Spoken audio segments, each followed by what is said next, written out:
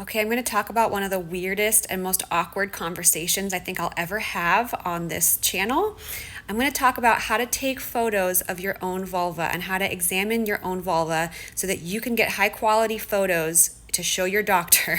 Why would you ever need to do something like this? Well, for one thing, I can't tell you the number of women who have sent me photos of their vulvas asking me for advice and directions. Like, I can't give advice, but I can kind of give an idea of where to look for answers. And they're asking me for what I think, and I can't see the photos because when you put the camera that close to get any sort of visualization, it's blurry. And people are asking me for my opinion, and I can barely see it. And that is what I experienced as well when I had this injury after a surgery and I was trying to show my doctor what was wrong. My photos were terrible. And it just made me realize this horrible bias and shortcoming that we have in gynecology. Vulvovaginal specialists are using a device called a vulvoscope. Thank God, and finally.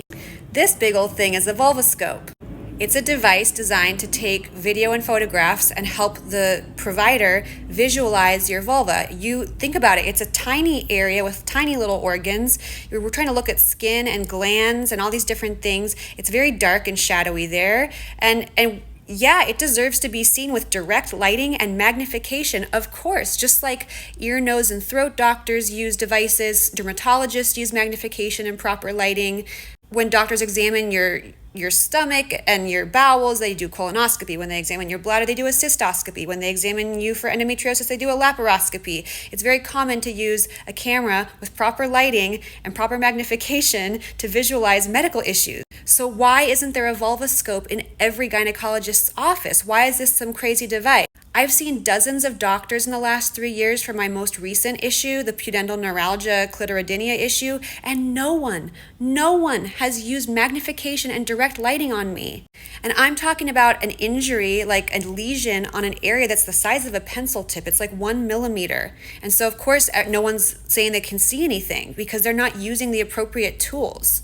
So I discovered that for $20, I could get a magnifying lens for my iPhone that charges with the USB cable that also comes with a light. Come on, turn on. There it is. It has different settings. Sorry, it's bright. Before I got that one, I had this one, which is an even better macro lens. I had it for taking pictures of like sea creatures and bugs because that's one of my hobbies.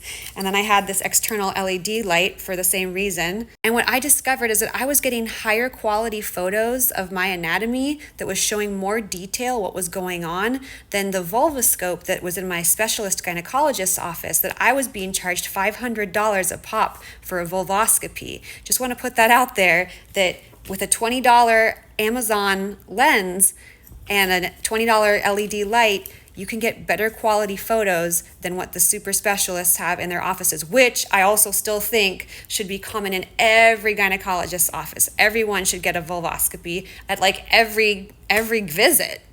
There's a lot of different issues related to vulvodynia causes that people could get clarity on with photos that show certain things. Like if you have maybe lichen sclerosis or lichen planus, if you have redness, like where is it? What kind of redness is it? Is there something, is your skin flaking and peeling off? Is it just shiny? Is it white? Is it flaky? Does it look atrophied and pale? Do you have redness at the opening of the vestibular glands? Is it just red at the 6 o'clock area? All these clinical findings are important, and too many doctors aren't examining us with lighting and magnification to even get this information. So I think it's kind of on us now to bring this information. And I know it's super like mortifying to even consider this because that's how I felt when I started. I actually only ever got this idea because I had a doctor who insisted that I photograph myself after a surgery to see how I was healing. And at first I was so embarrassed. I was just like, are you kidding me? I've never sent pictures of myself to anyone in my life, and now I'm doing it for a doctor. But he was out of the area, and I did want to make sure I was healing okay. It turned out that I wasn't, and I had problems, and I needed to show him, and my camera wasn't taking good enough pictures. And that's when it occurred to me that I already had the answers to my problem. But the other thing, which is the most embarrassing part, is like how to do it. Okay, here we go. So most likely it's going to work for you this way. You're going to put your light here. This is your phone. This is your macro lens. You're going to be looking at the front of your phone. You're going to get the best quality pictures this way. You're going to put the phone this way, and you're going to look this, and the hand that's holding my phone is the hand you're going to use to kind of open things up and visualize what you need to see. The other thing I've done is used a mirror and then used my phone and got the reflection of the video on the reverse side of my phone to kind of see what I was looking at, and that also worked, if that makes any sense. There's definitely going to be trial and error that you just have to do. But like for me, in doing this, I was able to discover that I had a yeast infection that had spread to my clitoral area. This was when I had an infection with a rare non-Candida albicans yeast. It was a different yeast called Candida parapsilosis. Super fun.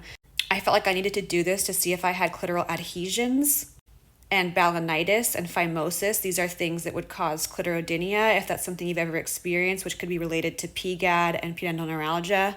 When I was assessing myself for vestibulodynia, and one of the clinical findings that I came across in research was redness at the gland opening, I was able to see that I definitely had that, which was very interesting to me because, no doctors had ever talked to me about it, but there it was being described in research. So anyway, if you have vulvodynia, especially vestibulodynia, and it's still a mystery to you, if you have any clinical findings like redness or rashes or atrophy there, I highly suggest taking a look yourself. I have links to the two macro lenses that I have and the light in my Amazon storefront link on wherever this is posted.